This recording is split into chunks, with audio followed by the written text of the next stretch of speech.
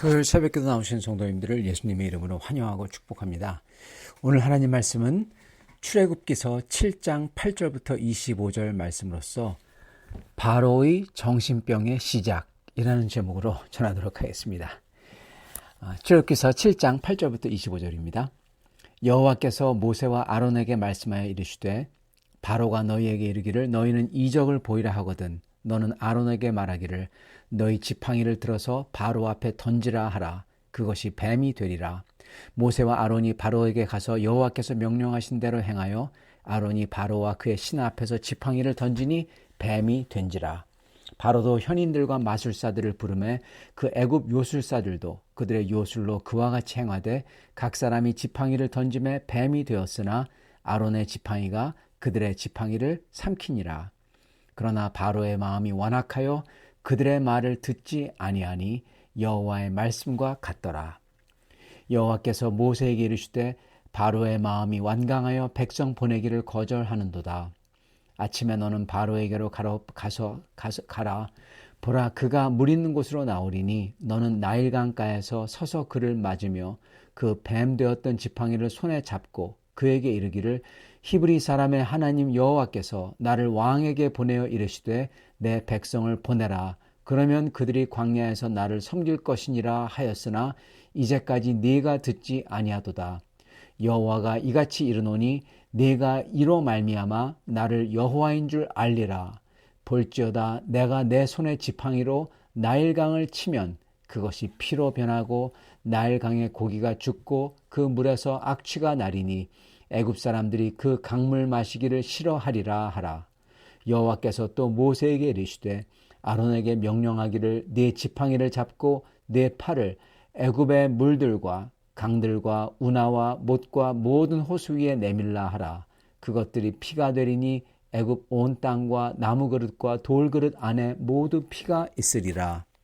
모세와 아론이 여호와께서 명령하신 대로 행하여 바로와 그의 신하의 목전에서 지팡이를 들어 나일강을 치니 그 물이 다 피로 변하고 나일강의 고기가 죽고 그 물에서는 악취가 나니 애굽 사람들이 나일강 물을 마시지 못하며 애굽 온 땅에는 피가 있으나 애굽 요술사들도 자기들의 요술로 그와 같이 행함으로 바로의 마음이 완악하여 그들의 말을 듣지 아니하니 여호와의 말씀과 같더라. 바로가 돌이켜 궁으로 들어가고 그 일에 관심을 가지지도 아니하였고 애굽 사람들은 나일강 물을 마실 수 없으므로 나일강가를 두루 파서 마실 물을 구하였더라. 여호와께서 나일강을 치신 후 이레가 지나니라. 아멘. 네, 오늘 말씀 제목은 바로의 정신병의 시작입니다. 좀 약간 이상하지만 이 바로가 어떻게 해서 영적인 질환이 시작이 됐는지 오늘 말씀에 보여주고 계십니다. 그래서 이걸 통해서 저희가 주님의 말씀을 온전히 따를 수 있는 이걸 반면교사로 삼아서 그럴 수 있는 저희가 되기를 바랍니다. 모세와 아론은 바로 앞에서 지팡이가 뱀으로 변하는 이적을 보입니다. 그러자 바로도 마술사들을 동원해가지고 똑같이 했다고 합니다. 과연 그게 진짜 그렇게 했는지 바로가 한 것이 바로의 마술사들이 아니면은 그냥 눈속임수를 했는지 쉽게 얘기하면은 뱀을 옆에다가 가지고 있다가 확 던졌는지 그거는 잘 모르겠습니다. 그거에 대해서는 정확치 않으나 그러나 중요한 것은 모세의 지팡이가 뱀이 된 모세의 지팡이가 바로의 뱀들을 다 잡아먹었다는 겁니다. 이건 두려운 거죠. 이걸 보고도 바로는 하나님 말씀 듣기를 거부했다 그럽니다. 그러면서 주님께서 이거에 대해서 이렇게 평을 하십니다. 바로의 마음이 완악해져서 완강해져서 그래서 거부한다. 그렇게 말씀하십니다. 바로 이 완강해짐, 단순히 아주 완고하고 강해지는 것뿐만 아니라 악해지면서 완고해졌다는 겁니다. 여러분, 이게 영적인 병, 정신병의 시작입니다. 자, 두 번째로 하나님께서는 모세를 통해서 이적을 보이십니다. 그러면서 이스라엘을 보내라고 하시는데 그거는 나일강물을 피로 변하게 하는 거였습니다. 나일강은 애굽인들의 젖줄이자 풍요의 기반입니다. 근데 그렇기 때문에 이들은 이 강을 신격화했어요. 그래서 이른 아침에 이 바로가 친아들과 함께 그 나일강 신에게 가서 이제 쉽게 얘기하면 거기다 경배하는 겁니다. 그 자리에서 모세와 아론을 만나게 되는 거죠. 즉 이 바로는 자기가 어떻게 보면은 나일강 신에 이 예배를 하는데 거기서 만나서 그 나일강 신을 예배하는 바로 앞에서 무참하게 파괴해 버리는 겁니다. 바로 생명의 젖줄인 나일강을 죽음의 젖줄, 피니까 썩죠. 그죠? 그러한 것으로 만들어 버린 겁니다. 무참히 짓밟아 버리는 거죠.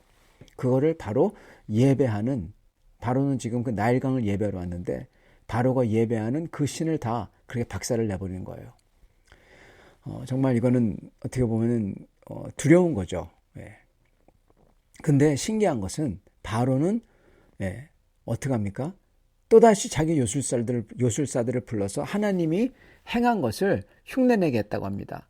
그뿐만 아니라 더 완악해져 가지고 그 말씀을 보면은 뭐라고 기록하냐? 이렇게 기록합니다. 바로가 돌이켜 23절 바로가 돌이켜 궁으로 들어가고 그 일에, 즉 나일강이 피로 변하고 모든 물들이 피로 변해서 사람들이 물을 마시지 못하고 그러한 아주 끔찍한 일, 재앙이죠. 그 일에 관심을 가지지도 아니하였고. 여러분, 이거 굉장히 이상한 구절입니다. 바로가 거기서 휙 돌이켜서 궁으로 가버렸다는 거예요. 여러분, 이거 회피죠. 도망하는 거죠. 인정하기를 거부하는 거죠. 진짜 말 그대로 회피입니다. 돌이켜서 가버리다. 그리고 그 일에 관심을 가지지도 아니하였다. 일부러 관심을 끊어버렸다는 겁니다. 완전히 회피입니다. 이 모습이 굉장히 이상합니다. 많은 사람들은 바로가 교만해서 그렇다고 합니다. 그러면서 교만한 자에게 암만 하나님이 기적을 보여줘도 소용없다고. 이것 때문에 그럴까요? 물론 영적 교만이 들어간 사람에게는요, 암만 하나님의 말씀을 전해줘도 소용이 없는 게 맞습니다.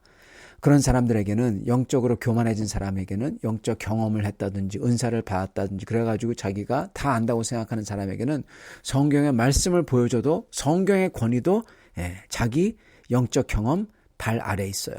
자기만이 절대적이라고 생각해요. 아주 교만한 거죠. 근데 바로의 이 모습은요, 그런 교만만으로서 설명할 수 없는 게 있어요. 왜냐하면 지금 하나님께서는 두 신을 쳐서 복종시키는 것을 보여주셨거든요. 먼저 뱀은 영물로서 바로왕 자신의 수호신입니다. 그래서 모세가 지팡이를 뱀으로 만드는 것은 바로의 수호신을 도용한 듯한 형국이에요. 그래서 바로도 자기 휘하 사람들을 불러서 그렇게 할 수 있다는 것을 보여줍니다. 그럼으로써 뱀이 바로 자기의 수호신임을 증명하는 겁니다. 그런데 여기서 참패를 당하죠.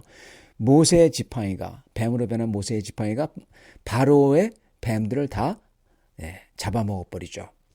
즉 모세의 하나님의 능력이 바로의 수호신을 잡아먹을 정도라는 겁니다. 이걸 보여주신 거예요. 그리고 나일강 신은 지금 풍요의 기반인데, 이 애굽의 생명의 기반인데, 하나님은 이 신을 바로의 눈앞에서, 지금 나일을 경배하러 온 바로의 눈앞에서 이 신을 쳐서 죽음의 강으로, 죽음의 신으로 만들 수 있는 분이라는 겁니다. 그걸 지금 보여주신 거예요. 보세요. 영물이며 자기의 수호신이 잡아먹히는 것을 본다면 그 모세의 신이 두려워할 수밖에 없는 겁니다. 왜냐? 자기를 지켜주는 수호신을 아무 때나 잡아먹어버릴 수가 있어요. 그러면 자기도 해야 할 수 있는 거죠. 그리고 애굽 땅에 풍요와 생명을 주는 강이며 이 신을 쳐서 썩음과 죽음만을 줄 수 있는 강으로 바꿔버려요. 이 신을 죽여버린 거죠. 쉽게 얘기하면. 그렇다면은 그렇게 한 신을 두려워할 수밖에 없는 겁니다. 얼마나 두렵습니까? 자기 수호신을 잡아먹고 애굽 땅에 생명을 주는 신을 죽여버리는 신. 그게 바로 모세의 신이라는 거예요. 그리고 모세가 얘기하는 겁니다. 무서운 거죠. 그가 내게 어떻게 할지 어떻게 합니까? 거부하면. 근데 바로의 이상한 점은요, 그럼에도 두려워하지 않고 화만 내며 고집을 피운다는 겁니다. 바로 여기에 바로의 이상한 점이 있다는 겁니다. 이건 단순히 교만만으로서 풀어낼 수 없는 겁니다. 그 뭔가가 있다는 거예요. 그 뭔가는 바로 자기가 소름 끼치게 두려운 이 신을 경험했는데도 바로는 두려워하지 않는다는데 여기 이상한 점이 있어요. 이건 마치 높은 곳에 올라가잖아요. 다 두려워해야 되죠. 근데 어떤 사람들은 높은 곳에 올라가서 절벽, 어떻게 보면 그 빌딩 그 코너에 올라가서 무서워하지 않고 춤을 춰요. 그래도 무서워하지 않는 거, 이런 것과 비슷합니다. 여러분, 그러면 떨어져 죽습니다. 무서워해야 할 때 무서워하는 게 정상이고요. 무서워해야 할 때 무서워하지 않으면 이거는 정신병입니다. 예. 마음의 밸런스가 깨진 거예요. 그리고 이거는 영적 질환이기도 합니다. 하나님께서는 바로의 정신병적인 이 모습의 이유를 딱 짚어주세요. 예. 그게 성경에 딱 나와요. 하나님은 그걸 보고 이렇게 말씀하십니다. 바로가 마음을 스스로 강팍하게 먹어서 완악하게, 완고하고 악한 것을 아주 완고하게 해서 그렇다, 그렇게 말씀하십니다. 우리가 살면서요, 마음을 강하게 해야 될 때가 있습니다. 항상 강하게 하는 게 나쁜 게 아니에요. 마음을 강하게 해야 될 때가 있어요. 마음을 굳게 먹고 감당해야 하는 일들이 생겨요. 특히 외부적인 요소에서 두려움을 보며, 그러나 그보다 두려움보다 더 크신 주님을 바라보며, 그 두려운 게 안 두렵다는 게 아니라 그걸 두려워할 수밖에 없죠. 두려워해야 정상입니다. 안 두려워하면 안 됩니다. 그건 정신이 뭐가 잘못된 거죠.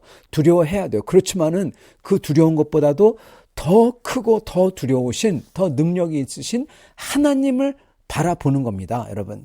그럴 때 어떠한 일이 있습니까? 그럴 때는 더 두려운 분이 있기 때문에 내가 두려워하는 게 상대적으로 작게 되는 겁니다. 그래서 저희는 주님을 바라볼 때 저희는 두려운 것을 마음을 굳게 하고 감당할 수가 있는 거예요. 왜요? 우리 뒤에 나의 힘이 되신 주님이 계시기 때문에. 그건 굉장히 정상적인 마음입니다, 여러분. 그때 마음을 굳게 먹어야 돼요. 자, 근데 마음을 굳게 하면 안 되는 때가 있어요.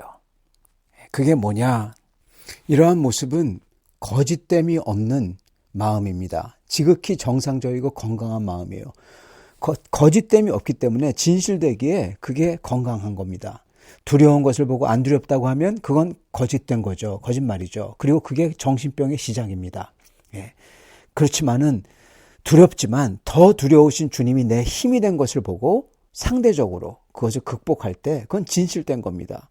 여러분, 진실된 게 마음이 건강한 거에 지름길이고요. 진실을 커버하고 거짓되게 부인할 때, 진실을 부인할 때 그게 정신병이 시작하는 것입니다.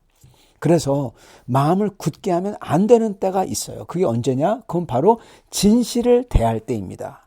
그때 그 진실을 부인하며 그리고 마음을 굳게 하면 안 된다는 것입니다. 특히 우리의 잘못, 우리의 죄들이 드러나며 진실이 드러날 때 그때 마음을 굳게 먹는다. 이건 여러분 정말 큰일 나는 길입니다. 우리의 죄와 악함이 드러날 때 그때야말로 우리가 정신병을 시작하지 않으려면 그것을 보며 진실을 인정할 수 있어야 됩니다. 여러분, 회개할 수 있는 사람이 마음이 건강한 사람이에요. 뉘우칠 수 있는 사람이, 슬퍼할 수 있는 사람, 그리고 또 진실을 보며 같이 기뻐할 수 있는 사람, 이게 건강한 모습입니다. 그런데 진실을 보며 거짓이라고 하고, 그리고 기뻐하지 않고 싫어하고, 그리고 자기의 죄에 대해서 드러날 때 그것을 회개하지 않고 고집 피우고, 이거는 마음이 건강하지 않은 겁니다, 여러분. 창피한 게 있으면은 수모와 창피를 느낄 수 있어야 되고, 그게 마음이 건강한 거예요. 그게 진실된 거거든요. 근데 창피하고 수모스러운 일이 있는데도, 수치스러운 일이 있는데도 그게 수치스러웠지 아니하는 것처럼 계속 그러면은 그거는 마음이 병이 드는 겁니다. 마음은 결국 가서는 진실되냐 아니면 거짓되냐, 이걸로 병드냐 아니냐가 갈라지는 거예요. 즉 진실을 인정할 줄 아는 게 정신 건강의 지름길인 겁니다. 정신 건강의 망가짐은 진실을 덮고 거짓을 택할 때 일어난다고 합니다. 정신의학과 의사 스코트 팩에 의하면 정신질환은 진실 또는 올바른 것을 덮거나 그걸 회피하려고 방어 기제를 동원하거나 아니면 회피 기제를 동원하는 거, 그게 거짓말이든지 핑계든지 원망이든지 이런 기제들로 인해서 우리의 마음에 잘못된 게 진짜처럼 들어와서 우리 마음을 지배하게 된다고 합니다. 그럴 때 일어나는 게 정신병이라고 합니다. 대표적인 예가 핑계와 남탓 그리고 원망입니다. 우리는 진실, 특히 우리의 허물과 잘못에 대한 거, 그리고 우리가 싫다고 하더라도 그 진실을 그게 진짜니까 받아들이며 이거에 대해서 진실되게 행해야 되는 겁니다. 그게 정신이 건강한 사람이에요. 있는 그대로를 볼 수 있고 인정할 수 있는 사람. 근데 있는 그대로를 못 보는 거는 정신이 병이 든 겁니다. 바로는 지금 진실을 받아들이기를 거부하고 특히 자기가 싫어하기 때문에 하나님이 정말 절대적인 분이라는 것을 이거를 부인합니다. 진실을 부인하는 거죠. 그리고 이걸 부인하기 위해서 여러 가지 회피 기제, 방어 기제들을 동원합니다. 그중 하나가 바로 인정하기를 거부하고 마음을 굳히는 거죠. 23절 애굽 요술사들도 자기들의 요술로 그와 같이 행함으로 바로의 마음이 완악하여 그들의 말을 듣지 아니하니. 즉 자기 요술사들도 그렇게 할 수 있다. 그 방어 기제를 돌립니다. 동원합니다. 그래서 마음을 더 굳힙니다. 계속 이렇게 마음을 굳히고 진실을 인정하기를 거부할 때 그는 더 이상 제대로 볼 수 없고 이해할 수도 없게 돼버립니다. 정신병이 드는 겁니다. 제대로 볼 수 없고 있는 그대로를 볼 수 없고 그것을 제대로 있는 그대로 이해할 수 없다면 그게 정신병이죠. 23절 바로가 돌이켜 궁으로 들어가고 그 일에 나일강이 피로 변한 일에 관심을 가지지도 아니하였고. 여러분 이거는 회피 기제, 방어 기제를 지금 바로가 동원하고 있는 거예요. 수많은 사람들이 무리 없이 죽게 생겼는데 일부러 관심조차 끊어버렸다고 해요. 이건 말도 안 되는 행동이죠. 정상적인 사람에게서 나올 수 없는 병적 행동인 겁니다. 백성들의 피해를 느끼기를 거부하는 거예요. 예. 느낌조차 느끼지 않겠다는 거예요. 이건 여러분 회피 기제고 방어 기제입니다. 이걸 계속 동원하면 이로 인해서 바로는 더 이상 인간답게 느끼는 거 못 느껴요. 보는 거 못 봐요. 생각하는 거 못 생각하게 되는 겁니다. 즉 바로는 진실을 제대로 느끼지도 보지도 생각하지도 못하게 돼버리는 겁니다. 이게 정신질환의 시작입니다. 그리고 이거는 영적 질환이고요. 그래서 나중에는 더욱더 진짜 말도 안 되는 것을 대수롭지 않게 생각하고 하게 돼버리는 거죠. 온 애굽과 사람들을 다 파괴로 몰아내고 다 그냥 파괴하고 심지어 죽음으로 몰아넣더라도 하나님을 부인하는 겁니다. 자기 방어 기제를 계속 돌리는 겁니다. 여러분 정신병이에요 이거는. 그리고 이거는 영적 질환입니다. 영적 병이에요. 그건 바로 큰 죄와 악이죠. 그건 하나님을 그분이 정말 살아계시며 홀로 유일하신 존재이신 여호와 하나님인데 그분에 대한 진실을 회피하는 거고 그리고 방어 기제를 돌리는 거고 그래서 부인하는 겁니다. 그게 진짜인지 진실인 줄 알면서도 그렇게 하는 거예요. 그리고 나중에는 그거를 부인하기 위해서 그거를 어떻게든 시인하기 싫어서 방어 회피 기제로서 나중에는 자기가 스스로 파멸에 이르더라도 그분과 싸우겠다는 악독한 마음을 가지는 겁니다. 여러분 이거는 하나님 앞에서 영영이 이게 죽는 사람의 모습이에요. 정신질환이 영적 질환으로 그리고 주님께 대적하는 영원히 죽는 병으로 이어지는 모습이 오늘 지금 그려지고 있는 것입니다. 이게 시작을 하고 있는 걸 모습을 그리고 있는 겁니다. 사랑하는 성도 여러분, 우리는 주님이 저의 삶에 가져오시는 가르침을 바로처럼 자기 방어 기제를 동원하거나 회피 기제를 동원하여 부인하면 안 될 것입니다. 그럴 때 저희는 정신병이며 영적 병이 마음에 들어 진실을 제대로 보지 못하고 느끼지도 못하며 결국 파멸에 이르게 되는 것입니다. 오직 저희는 주님이 저의 삶에 가져오시는 진실을, 가르침을, 죄에 대한 주님의 교육을 저희는 순전한 마음으로 받아들여야 합니다. 심지어 그게 재앙 같더라도 그걸 받아들일 수 있어야 돼요. 주님의 가르침을, 특히 우리의 잘못과 죄와 허물을 치시는 가르침을, 이 진실들을 받아들이며 수용할 줄 알아야 저희가 주님 앞에 나아갈 수 있는 겁니다. 그걸 보고 회개라고 합니다. 주님 앞에 엎드려서 우리 자신을 보고 돌이켜 주 앞에 나가는 거예요. 그래야 구원을 받는 거죠. 그리고 이러한 것을, 이 모든 것을 감사함으로 해야 돼요. 우리를 사랑하시는 주님을 믿기 때문에, 그리고 주님께서 이 어려움을 통해서 더욱더 선한 것을 가져오시리라 하는 소망, 이걸 붙들고 그러면서 주님의 진실들을 받아들이는 겁니다. 이렇게 받아들이는 사람들이 바로 모세와 같은 사람이에요. 모세는 비록 불평했지만 주님의 진실을 받아들여 애굽으로 내려갑니다. 그게 모세예요.